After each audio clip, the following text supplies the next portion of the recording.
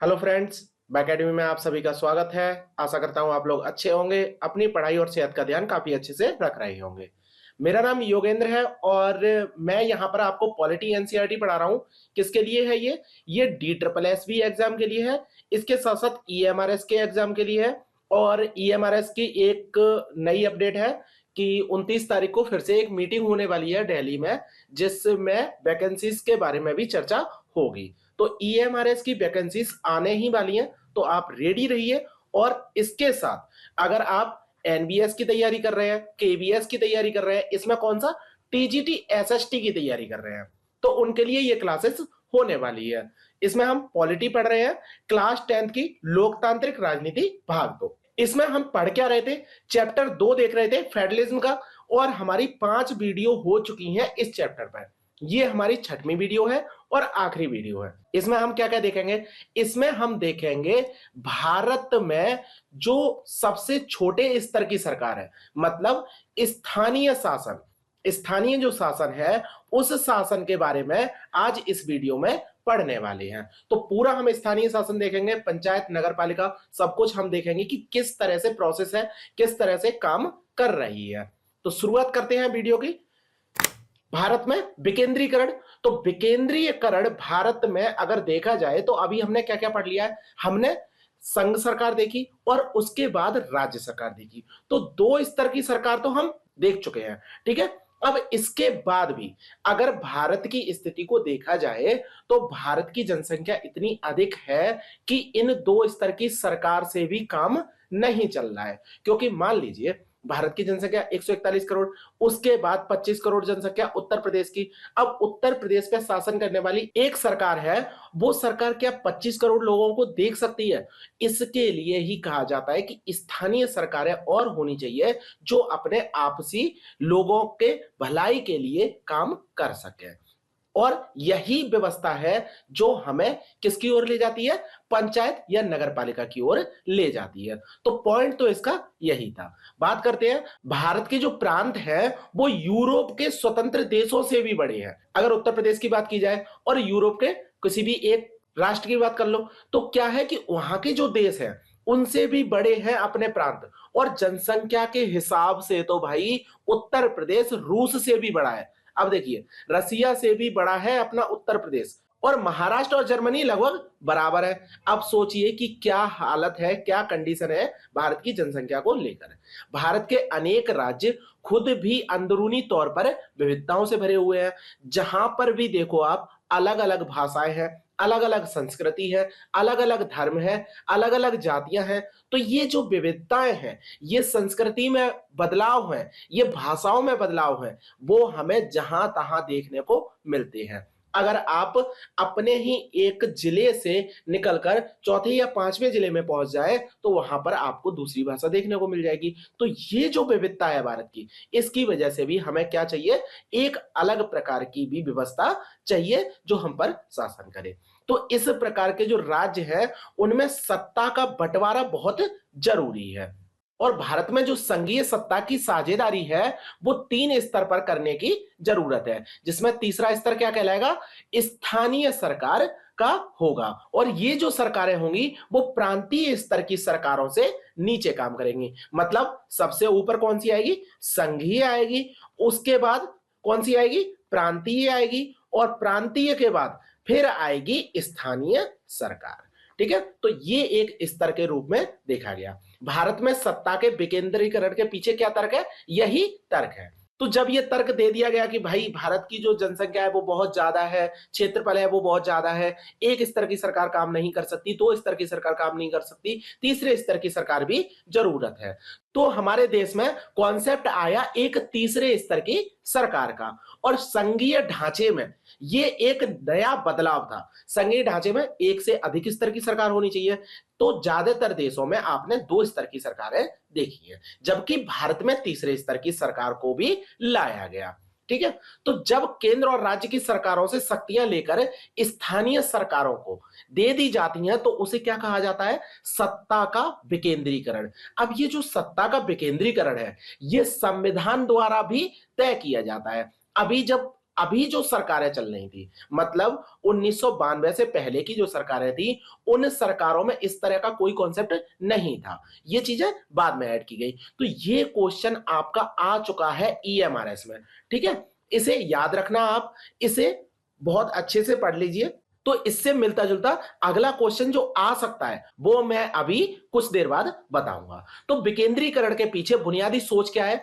अनेक मुद्दों और समस्याओं का निपटारा स्थानीय सरकारें ही कर सकती हैं। तो ये दोनों ही पॉइंट थे जो आए थे आपके पास। तो लोगों को अपने इलाके की समस्याओं की बेहतर समझ होती है। अब देखिए, यहां पर लोगों को ऐड किया गया, तो ये अभी तक नहीं आया। लोगों के बारे में बताया गया है कि लोग क्या करते हैं। लोग अपने इलाकों की जो समस्याएं होती हैं उन्हें बेहतर ढंग से समझ सकते हैं। इसके साथ साथ जो वहां का कर का बंटवारा है, मतलब लोगों को जो पैसा देना है, कहां खर्च करना है, किन चीजों की जरूरत है, वो कौन देखेगा? वो वहां के स्थानीय लोग होंगे, उन्हें ज्यादा पता होगा। इस वजह से पैसे का खर्च करना है, उसकी कुशलता किसके पास होगी? स्थानीय लोगों के पास होगी। इसके अलावा स्थानीय स्तर के जो लोग होते हैं उन्हें सीधे भागीदार बनाना भी संभव हो जाता है। तो ये पॉइंट इंपॉर्टेंट है, ठीक है? स्थानीय स्तर की सरकार से क्या होता है कि जो वहां के लोग होते हैं, स्थानीय स्तर के जो लोग हैं, उन्हें फैसलों में सीधे भागीदार बनाना संभव हो जाता है। यह पॉइंट याद रखना है।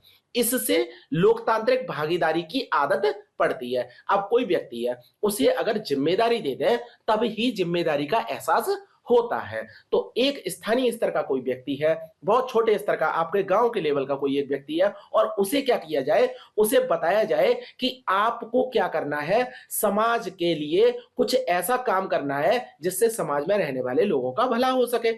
तो जब वो इस तरह के काम करेगा तब ही तो बड़े स्तर पर काम कर पाएगा, और बड़े स्तर पर चल रहे कामों में वो भागीदारी सही तरीके से कर पाएगा।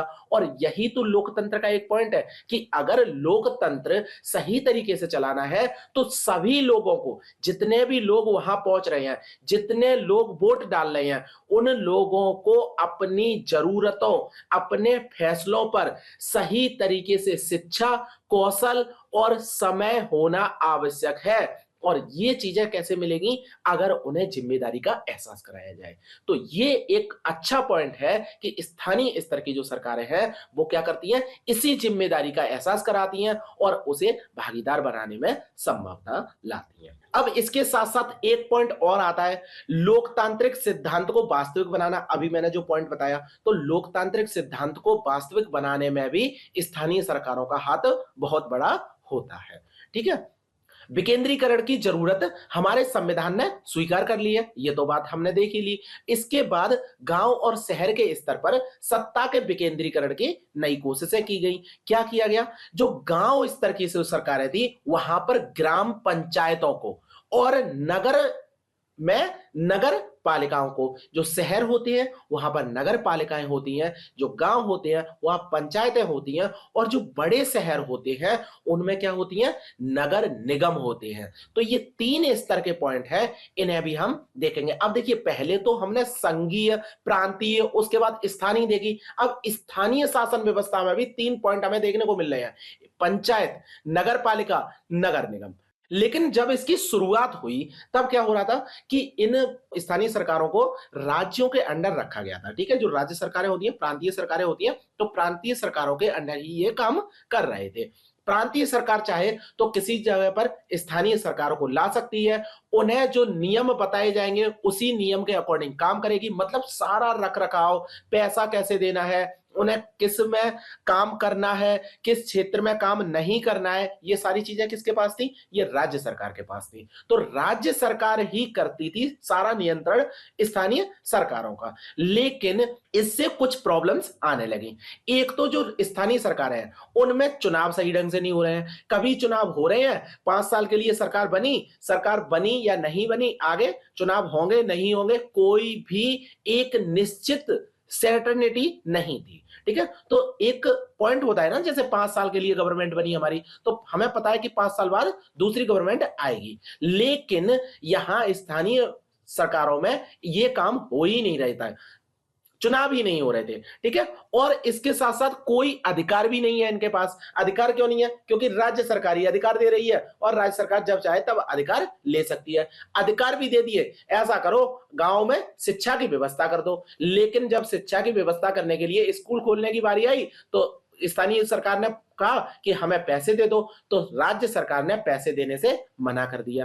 तो स्थानीय सरकारों के पास संसाधन भी नहीं है, संसाधन नहीं है, कर इकट्ठा करने की उनके पास कोई भी शक्ति नहीं है, तो कैसे वो कोई काम कर सकते हैं? इस तरह से पूरी व्यवस्था फेल होती नजर आ रही थी। तो इसे और ज्यादा प्रभावी करने के लिए, मतलब ये जो स्थानीय सरकार थी उसे प्रभावी करने के लिए हमारे संविधान में संशोधन किया गया, और बहुत बड़ा कदम था ये। 1992 में एक संशोधन किया गया और लोकतांत्रिक शासन व्यवस्था में तीसरे स्तर की सरकार को जोड़ा गया, और अब ये शक्तिशाली बन गई। कैसे शक्तिशाली बन गई? क्योंकि अब डायरेक्ट संविधान ही शक्ति दे रहा है स्थानीय सरकार को। अब स्थानीय सरकार कर भी ले सकती है, अब स्थानीय सरकार के पास अधिकार है, अब स्थानीय सरकार के पास पॉइंट्स है जिन पे वो काम कर सकती है। उनके सारे नियम तय कर दिए गए। किसके द्वारा तय कर दिए गए? संविधान के द्वारा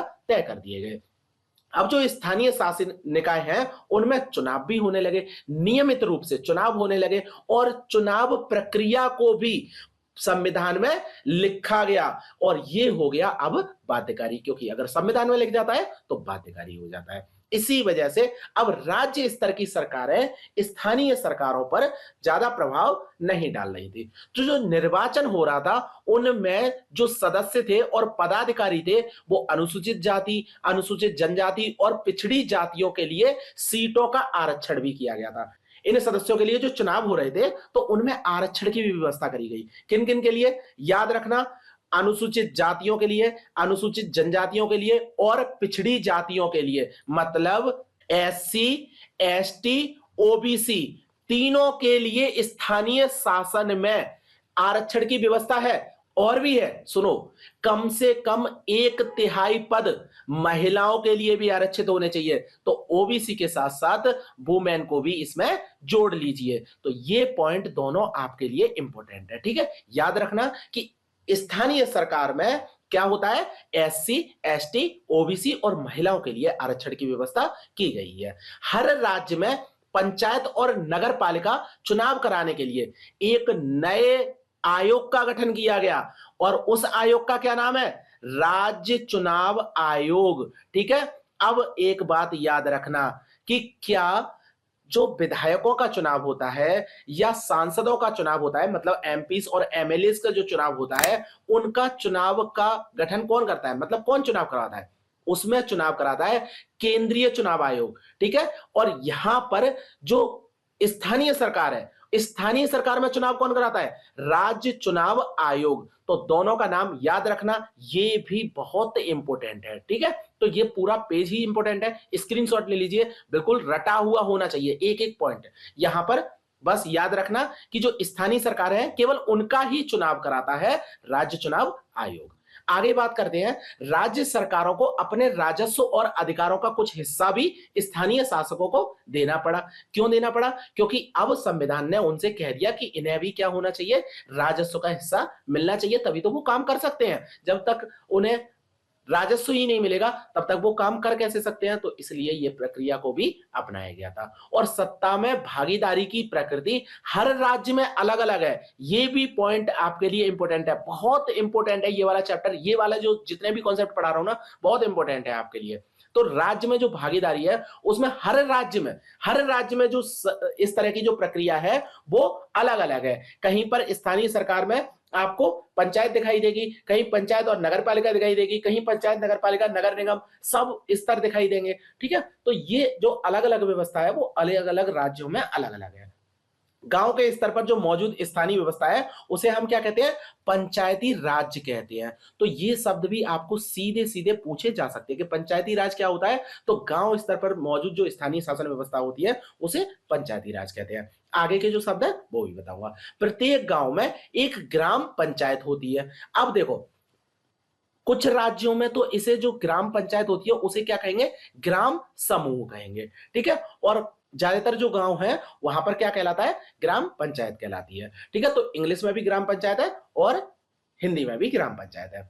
यह एक तरह की परिषद है। अब याद रखना, परिषद परिषद जो होती है ना, जैसे आपने आपने बोर्ड वोर्ड में देखा होगा कि कैसे परिषद होती है। ठीक है, तो उसी तरीके से परिषद की तरह ही ये भी काम करती है। तो इसमें कई सदस्य होते हैं, बहुत सारे सदस्य होंगे, और एक अध्यक्ष होता है। अध्यक्ष का चुनाव होता है। ठीक है, सदस्य वार्डों से चुने जाते हैं, इन्हें क्या कहा जाता है, पंच कहा जाता है। तो याद रखना, पंच होते हैं। अब देखिए, आपने पंचायत मूवी देखी है ना, तो पंचायत मूवी से रिलेट करते जाइए। वो वहां पे एक प्रधान थे, फिर उनके नीचे जो लोग थे, ठीक है, उप प्रधान भी थे। उप प्रधान वाला भी कॉन्सेप्ट कभी कभी आ जाता है, लेकिन उप प्रधान जैसा कॉन्सेप्ट अब यही तो कि कहीं कहीं है। हर राज्य में प्रक्रिया अलग अलग है। ठीक है, तो अध्यक्ष को प्रधान या सरपंच कहा जाता है। तो यही प्रधान जो मैं अभी बताया था, पंचायत में जो प्रधान थे, ठीक है, और उसके नीचे भी सदस्य लोग काम कर रहे थे, बहुत सारे सदस्य आते थे ना, उनके साथ कुर्सियों पर बैठते थे, वो थे। ठीक है, अब सचिव पे एक क्वेश्चन आया था, मैंने आपको जब सीरीज कराई थी उसमें बताया था पॉलिटी में कि सचिव के ऊपर एक क्वेश्चन आया था, तो वो सचिव जी जो थे। ठीक है, तो सचिव जी, अब देखिए ये चीजें थोड़ा मैच करते रहा करिए, इस तरह की सीरीज देखा करिए। पंचायत जैसी सीरीज मैं रेकमेंड करूंगा आपको, अगर टाइम मिले आपको तो पंचायत सीरीज पहले देखना। अब प्रधान के चुनाव की बात करते हैं। तो जो प्रधान के चुनाव होते हैं, उनमें गांव के सभी लोग, सभी जो वयस्क लोग होते हैं, वो इसमें मत देते हैं। तभी तो जो प्रधानी लड़ी जाती है, प्रधानी का चुनाव होता है, तो बहुत बड़ा एक उत्सव माना जाता है गांव में। ठीक है, कि प्रधान जी खड़े हो रहे हैं और चुनाव हो रहा है, तो गांव के जितने भी लोग हैं वो क्या कर रहे हैं, वोट डालने जा रहे हैं। तो यह जो पूरे पंचायत के लिए फैसला लेने वाली संस्था है, और पंचायतों के काम ग्राम सभा की देखरेख में ही चलता है। तो ग्राम सभा की देखरेख में पंचायतों का काम चलता है, और गांव के सभी मतदाता इसके सदस्य होते हैं। ये भी लाइन बहुत इंपॉर्टेंट है कि ग्राम सभा के सदस्य कौन होते हैं, गांव के सभी मतदाता। ठीक है, ग्राम सभा के सदस्य होते हैं। कोई भी ग्राम सभा का ऐसा नहीं है कि वो हो, लेकिन वयस्क होना चाहिए ना, पहले ही बता दिया कि वयस्क होगा वही तो वोट दे सकता है। तो जो वोट दे सकता है वो ग्राम सभा का सदस्य होगा। अब जो ग्राम सभा की बैठकें होती हैं, उसमें क्या किया जाता है, बजट पास किया जाता है, इनके कामकाज की समीक्षा की जाती है, और ये जो प्रक्रिया होती है वो साल में कम से कम 2 बार तो होनी ही होनी चाहिए। ठीक है, तो कम से कम 2 या 3 बार इनकी बैठकें होती हैं, जिसमें क्या किया जाता है, बजट पास करने की और कामकाज करने की समीक्षा की जाती है। अब ये तो हो गई आपके गांव तक की, गांव स्तर तक की बात। अब जो स्थानीय शासन है, उस स्थानीय शासन को हमने क्या बताया था, जिला स्तर तक है ये। और जिला स्तर में क्या किया जाता है, कुछ और भी इनसे बड़े बड़े, मतलब पंचायत से भी बड़ी बड़ी समितियां हैं, तो उनकी भी बारे में बात करेंगे। तो कई ग्राम पंचायत होते हैं, उनको मिलाकर क्या बनता है, एक पंचायत समिति का गठन किया जाता है। तो इस पंचायत समिति को क्या कह सकते हैं, मंडल या प्रखंड स्तरीय पंचायत भी कहते हैं, ब्लॉक लेवल पंचायत भी इसे कहते हैं। तो ब्लॉक कहा जाता है ना, या फिर मंडल कहा जाता है। तो मंडल किसे कहा जा रहा है, पंचायत समिति को मंडल कहा जा रहा है। ठीक है, और इसके बाद भी इसके जो सदस्य होते हैं, उनका चुनाव इलाके के सभी पंचायत सदस्य करते हैं। अब पंचायत के सदस्य करते हैं वही जो आपके प्रधान के नीचे जो काम कर रहे थे ना, वो लोग इनका चुनाव करते हैं। अब एक जिले की पंचायत समितियां, जितनी भी पंचायत समितियां हैं, उन्हें मिलाकर क्या कहा जाएगा, उन्हें कहा जाएगा जिला परिषद। तो जिला परिषद भी आपको याद रखना है। जिला परिषद कौन सी होती है, सभी पंचायतों की समितियों को मिलाकर जिला परिषद कहा जाता है, और जिला परिषद के अधिकांश सदस्यों का चुनाव होता है। ठीक है, अधिकांश सदस्यों का चुनाव होता है जिला परिषद के भी। अब जिला परिषद के सदस्यों का चुनाव तो हो रहा है, और कौन कौन सदस्य इसमें शामिल होंगे, मान लीजिए एक जिला है आपका, ठीक है, उस जिले से कोई भी एक एमएलए चुनकर गया है। तो एमएलए अगर चुनकर गया है उस जिले से, तो उस जिले का एमएलए इसका सदस्य होगा। इसके साथ साथ अगर सांसद भी हो, कोई एमपीस भी हो यहां से, तो एमपीस को भी क्या किया जाएगा, इसका सदस्य बनाया जाएगा। और इसके साथ साथ जिला स्तर की जो संस्थाएं हैं, उनके अधिकारियों को भी सदस्य के रूप में शामिल किया जाता है। अब ये लोग हो गए, ये लोग तो इसमें आ ही गए, और उसके साथ साथ कुछ सदस्यों का चुनाव भी होता है। तो जिला परिषद का जो प्रमुख होता है, इसे हम राजनीतिक प्रधान कहेंगे। अब बात करते हैं स्थानीय स्तर वाली जो सरकारें हैं, वो शहर में भी काम करती हैं। अभी हमने गांव की बात कर ली, उसके बाद जिले की बात कर ली, अब शहर की बात करेंगे। तो शहर में क्या हो रहा है, शहर में नगर पालिकाएं होती हैं, और अगर बड़े बड़े शहर हैं तो उसमें क्या होंगे, नगर निगम होंगे। नगर पालिकाएं और जो नगर निगम है दोनों का कामकाज कौन करता है, निर्वाचित प्रतिनिधि करते हैं। अब ये पॉइंट आपके लिए इंपॉर्टेंट है कि नगर पालिका और नगर निगम दोनों का कामकाज निर्वाचित प्रतिनिधि करते हैं। नगर पालिका प्रमुख नगर पालिका के राजनीतिक प्रधान होते हैं। अब नगर पालिका प्रमुख कौन हो गए, नगर पालिका के राजनीतिक प्रधान, और नगर निगम के व्यक्ति को क्या कहा जाएगा, मेयर कहा जाएगा। अब यहां पर एक ही शब्द बदला है। अगर आप जिला स्तर पर देखें तो वहां पर भी राजनीतिक प्रधान रखा जाता है, जिला स्तर का राजनीतिक प्रधान, जिले का राजनीतिक प्रधान, और नगर पालिका की बात करें तो नगर पालिका का राजनीतिक प्रधान होगा। अगर गांव स्तर की बात करें तो वहां पर प्रधान होगा, जबकि नगर निगम की बात करें तो वहां पर शब्द बदल जाता है, वहां पर क्या हो जाता है, मेयर हो जाता है। तो ये पॉइंट है वो थोड़ा सा अलग है, तो इसे भी बनाकर रखिए, थोड़ा सा याद रखिए इस पॉइंट को भी, ठीक है। अब देखिए कितने बड़े स्तर पर इनकी बातें चल रही हैं, कितने सारे लोगों को इसमें ऐड किया जाता होगा। बहुत से गांव हैं, उस गांव में इस प्रकार की व्यवस्था है, शहर में भी हो रही है, नगर में हो रही है, और इसके साथ साथ बड़े बड़े शहर हैं वहां पर भी, जिला स्तर पर भी, तो बहुत बड़े स्तर पर काम किया जाता है। और लोकतंत्र में इस व्यवस्था को देखा तो बहुत बड़ा एक्सपेरिमेंट है ये, ठीक है। कहीं पर भी पूरे अगर विश्व की बात करें तो किसी भी देश में इस प्रकार की व्यवस्था इतनी बड़े स्तर पर काम नहीं कर रही है। अगर आंकड़ों की बात करें तो नगर पालिका और ग्राम पंचायत के लिए करीब 36 लाख लोगों का चुनाव होता है। तो यही देखिए कि 36 लाख बहुत बड़ी संख्या होती है। अगर संख्या की बात करें तो दुनिया के कई देशों की कुल आबादी से भी ज्यादा है। अब स्थानीय सरकारें काम कर कैसे पा रही हैं, इतने बड़े स्तर पर काम चल रहा है और फिर भी कोई इसमें रोक टोक नहीं लग रही है। उसका सबसे बड़ा कारण है कि स्थानीय सरकारों को भारत में संवैधानिक दर्जा प्राप्त है, और संवैधानिक दर्जा प्राप्त है उसके साथ साथ जो नियम है, कानून है, वो भी संविधान के द्वारा तय किए गए हैं, जैसे कि महिलाओं का प्रतिनिधित्व। अब ये भी कहां बताया गया है, आपके संविधान में बोल दिया गया है 1/3 महिलाएं होनी चाहिए।